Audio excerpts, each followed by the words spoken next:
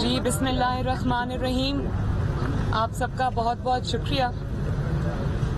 میں سب سے پہلے تو آپ کے سوال لینے سے پہلے ایک بات ضرور کہنا چاہوں گی، اور وہ یہ ہے کہ میری اپیل جو ہے اس کو شروع ہوئے تقریباً 1 سال ہونے کو آیا، 10 مہینے ہو گئے، اور نیب آج تک اس کیس کو ڈریگ کر رہا ہے، کوئی ثبوت پیش نہیں کر سک رہا. جب حالات اور نیب ٹوٹل ان کے کنٹرول میں تھا، عمران خان کے کنٹرول میں تھا، اور انہوں نے یہ سوچا کہ مینیپولیشن کر سکتے ہیں، تب تو درخواست دی جا رہی تھی کہ روزانہ کی بنیاد پہ ہیئرنگ ہو، روزانہ کی بنیاد پہ ہیئرنگ ہو، اور مریم کی اپیل کا جلد فیصلہ کیا جائے. لیکن جب سے کرسی ہلی اور پتہ لگا کہ میں تو آن مائی وے آؤٹ ہوں، تب سے نیب کے پاس کوئی جواب نہیں ہے. اور کبھی نیب کو کرونا ہو جاتا ہے، کبھی ان کی وہ کہتے ہیں کہ ہماری سینس آف ٹیسٹ نہیں ہے، سینس آف اسمیل نہیں ہے. تو بات یہ ہے کہ ان کے پاس ثبوت نہیں ہے.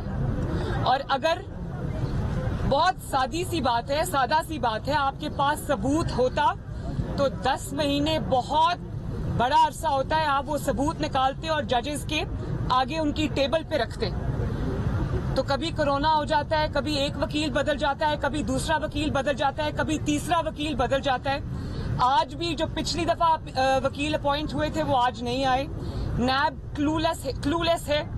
تو میں معزز بینچ سے جسٹس اطہر منہلا صاحب سے یہ ریکویسٹ کرنا چاہتی ہوں کہ اگر نیب کے پاس ثبوت نہیں ہے، اور اگر نیب جان بوجھ کے اس کیس کو ڈریگ کر رہی ہے، تو میرے جو بطور شہری پاکستان کے جو رائٹس ہیں ان کو وائلیٹ نہ ہونے دیا جائے. اگر میرے خلاف کوئی ثبوت ہے تو مجھے سزا دیں، مجھے ٹانگیں.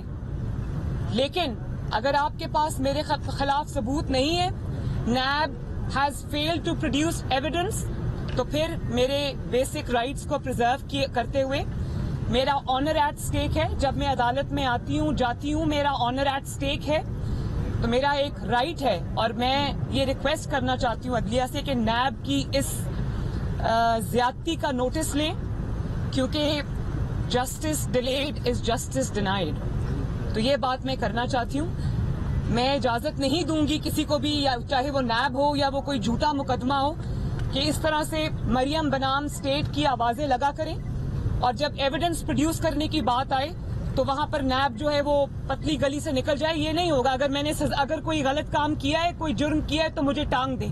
لیکن اگر میں نے نہیں کیا، اگر نیب جھوٹی ثابت ہوئی ہے، نیب پولیٹیکل انجینئرنگ کر رہی ہے، تو پھر نیب کو کٹہرے میں کھڑا کرنا چاہیے. جی میڈم کیا کہیں گی؟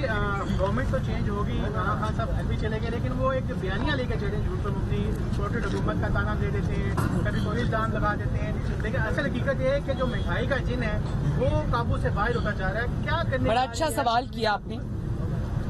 اور بات یہ کہ میں یہ بار بار کہہ چکی ہوں کہ جس انسان کے پاس 4 سال میں 4 سیکنڈ اپنی کارکردگی پہ بات کرنے کے لیے کچھ نہ ہو، جس کا دامن جو ہے وہ کارکردگی سے خالی ہو، 25,000 ارب روپے کے قرضوں کا ریکارڈ عمران نے بنایا، اور اس کے بعد بھی ان کے پاس ایک اینٹ نہیں ہے دکھانے کے لیے جو انہوں نے پاکستان میں لگائی ہے، تو ظاہر ہے تب تو پھر آپ کو سازش کی بھی ضرورت پڑتی ہے، خط کی بھی ضرورت پڑتی ہے، مراسلے کی ضرورت بھی پڑتی ہے. اور بات یہ ہے کہ جتنی بڑی سازش عمران خان کی شکل میں پاکستان سے ہوئی ہے، پاکستان کے ساتھ ہوئی ہے، پاکستان کے خلاف ہوئی ہے، اتنا تو کوئی غیر ملکی سازش کا باپ بھی نہیں کر سکتا تھا پاکستان کے خلاف جو عمران خان کر چکا ہے. اور آج مجھے مرحوم پروفیسر ڈاکٹر اسرار صاحب کی بھی وہ بات یاد آ رہی ہے، شہید حکیم سعید صاحب کی بھی بات یاد آ رہی، جنہوں نے یہ بات 90s میں کہہ دی تھی کہ عمران خان کو اس ملک کے اوپر لانے کے لیے، اس ملک کو خراب کرنے کے لیے تیار کیا جا رہا ہے. آج وہ بات مجھے سمجھ آئی ہے.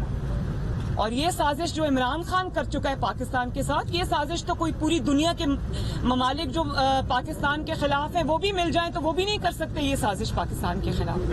اور آپ کہتے ہیں کہ میں نے یہ کہا تھا کہ میں خطرناک ہو جاؤں گا اقتدار سے نکلا. تو بھائی پاکستان کی قوم اچھی طرح جانتی ہے، جس انسان نے پاکستان کی عوام سے اس کی روٹی چھین لی، اس کی چینی چھین لی، اس کا آٹا چھین لیا، اس کی ادویات چھین لی، اس کی معیشت کو ICU میں پہنچا دیا, اس کے جتنے بھی پاکستان کے دوست ممالک تھے ان کو دشمنوں کی صف میں دھکیل دیا, تو وہ خطرناک نہیں ہوگا اس ملک کے لیے تو اور کیا ہوگا؟ تو جب اس میں یہ کلیئر کرنا چاہتی ہوں کہ کل تک آپ کے سوال کا میں جواب دے رہی ہوں کہ ابھی 4 ہفتے پہلے تک تو وزراء جو عمران خان کے تھے وہ پریس کانفرنسز کیا کرتے تھے کہ پوری دنیا میں مہنگائی ہے, پاکستان میں کوئی مہنگائی نہیں. اب اچانک 4 ہفتے بعد آپ کو مہنگائی یاد آنا شروع ہو گئی ہے, آپ کو مہنگائی نظر آنا شروع ہو گئی ہے. آج آپ جب ٹی وی پر بیٹھ کر پریس کانفرنسز کر رہے ہوتے ہیں مہنگائی کے خلاف, اپنی ہی لائی ہوئی مہنگائی کے خلاف, تو آپ کو یہ خیال نہیں آتا کہ جو آپ کو دیکھنے والے ہیں وہ آپ کے اوپر تھو تھو کر رہے ہیں؟ 4 سال میں آپ نے جو معیشت کا برا حال کیا, اس کو تباہ کیا, اس کو برباد کیا, اس کی ذمہ داری آپ 4 ہفتے میں آئی ہوئی حکومت پر ڈال رہے ہیں. اور آپ کہہ رہے ہیں کہ ڈالر جو ہے وہ 190 پہ چلا گیا, تو 189 پہ 4 سال میں آپ نے 105 روپے سے 189 پہ آپ نے جب ڈالر پہنچایا تو پہلے تو اس کا حساب دینا. اور آپ نے جو آئل اور ڈیزل کی جو قیمتیں ہیں ان کو ڈیفر کیے رکھا کیونکہ آپ کو نظر آ رہا تھا کہ آپ کی حکومت جا رہی ہے. آپ نے ملک کو ڈیفالٹ کے دھانے پہ لا کر کھڑا کر دیا. تو آج پریس کانفرنسز کرتے وقت آپ کو شرم نہیں آتی؟ تھوڑا سا اپنا چہرہ آئینے میں دیکھ کر پریس کانفرنس کرنے آیا کریں کہ وہ منافق کا چہرہ ہے. لوگ جانتے ہیں کہ مہنگائی آپ کی وجہ سے, لوگ جانتے ہیں کہ آج جو معیشت کی تباہی ہوئی ہے وہ آپ کی وجہ سے, لوگ یہ جانتے ہیں کہ ڈالر آج جو اوپر گیا وہ آپ کی وجہ سے. نواز شریف تو 55,000 پر چھوڑ کر گیا تھا سٹاک مارکیٹ.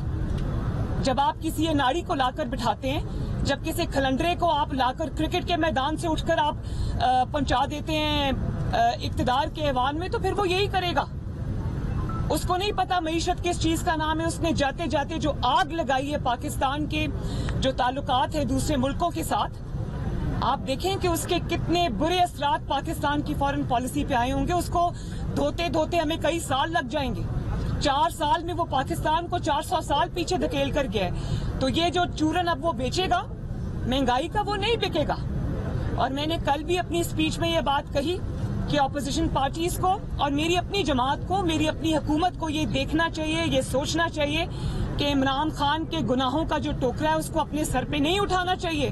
اس کو جانے دیں عوام میں, یہ جا کے جواب دے لوگوں کو کہ 4 سال کی اس کی کارکردگی کیا ہے.